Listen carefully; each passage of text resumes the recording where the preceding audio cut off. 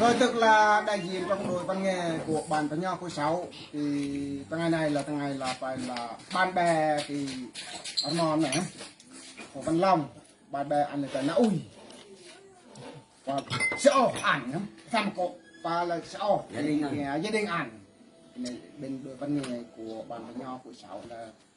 là phục vụ thì một tiết mục văn nghệ hơn cái mục văn nghệ thì pro văn kiều hải lắm uống nước chưa thì phải trông là tao nói anh này phải lâu chứ rất nhưng mà là ngoài ra thì là để giao lưu văn hóa văn nghệ để lại chuyện sớm ai hải đăng là pro hải văn kiều là thể hiện một cái bài hát thì là dân ca tạo ngoại pro hải lắm thì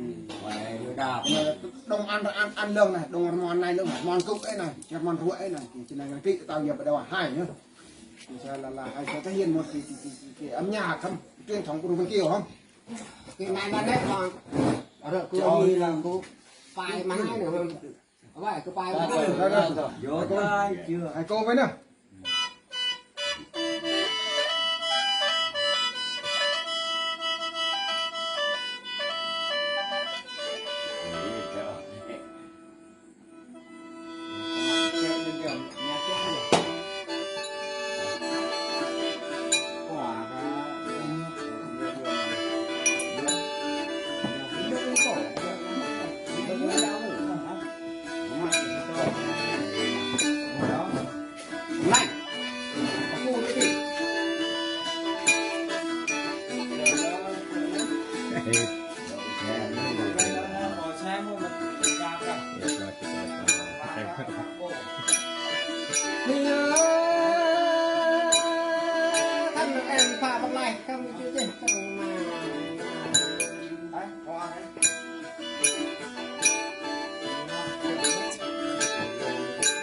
ai phá bài con này chơi cái chẳng có ru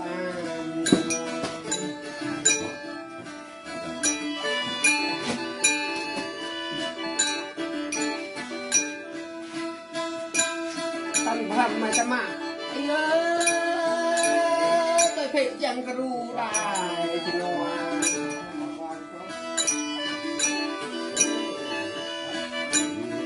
tăng chắc bài cái này cái thủ chẳng có mua thì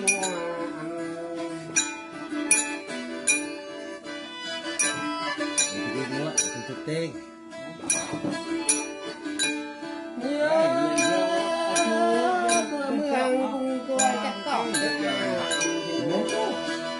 chú mà cho xe cũng đấy tên đơn hàng mà dừng muốn hạ tao lại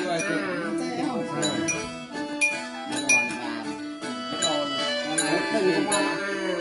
mình cái bánh pha bắt này nào có thế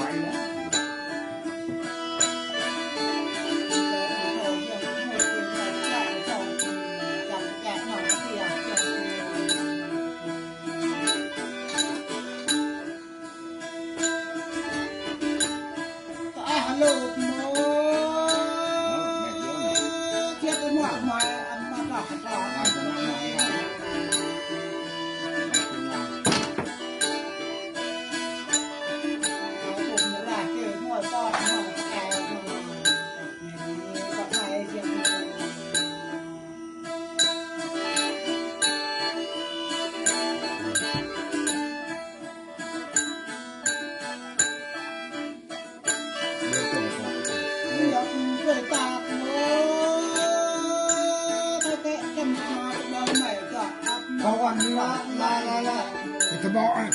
hạt kia mà không mà chụp ho là cái tao coi đâu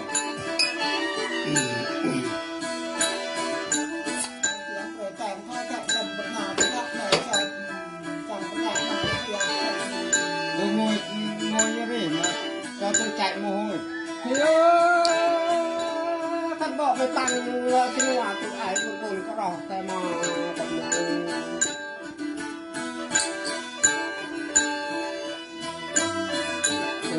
จังไม่โง่คนไอ้ตัวคนตัวกับนาย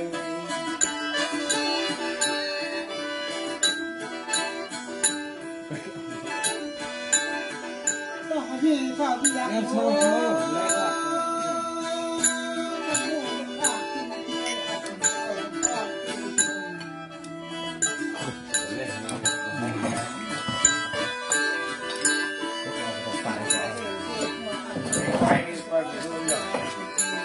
Nó sẽ có bác của đi cũng sao rồi. Chứ đưa chị lông nhỉ. Chị bùa ơi, nghiệp ơn của Tuấn ơi. กันเจ็บจำปนาก็ต้องกันหรอกจริงมันเป็นอายกันแล้วก็ปลอกกันตัวจริงต่อให้เรียกฝากตัวก็ไม่เงินไม่ต้องก็หลอกแค่คุณหลอกคนอื่น Chả gì ai cả. หลอกคนอื่น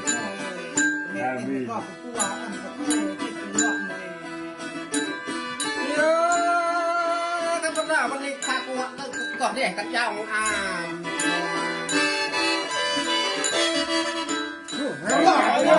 องตั้งเบรก็จบก่อนฟังเลย